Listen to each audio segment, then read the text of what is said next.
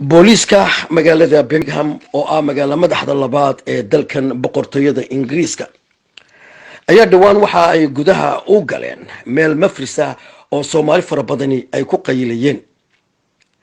booliiskaasi oo tiradoodu ay ahayd ilaa 50 booliis ah isla markaasina watay 9 gaari ayaa markii mafriskaasi ay galeen waxa ay ugu tageen 70 qof oo Soomaaliya oo halkaasi mafriska ku qaylinayay.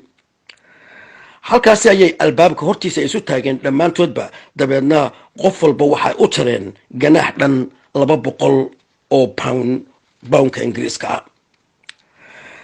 dowladda dalkan boqortooyada Ingiriisku waxay soo saartay amaro fara badan oo ah in ay dadku ku nagaadaan guryahooda oo aanay ka bixin cudurkan coronavirus-ka awgi isagoo imika dalkan boqortooyada oo cudurkaasi farabaas uu ku hayo oo maalintiiba ay dhimanayaan boqolaal qof.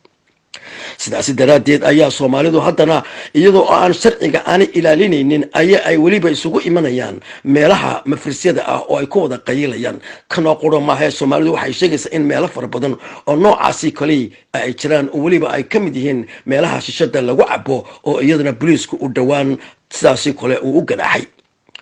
haddaba dadka Soomaalida ah waxaa la gudboon in ay iska ilaaliyaan waxyaabaha aynkaas oo sharci darrada ah oo sharciga dawladda ay jabinayaan.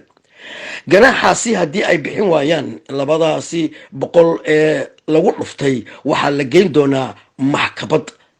haddii maxkamadda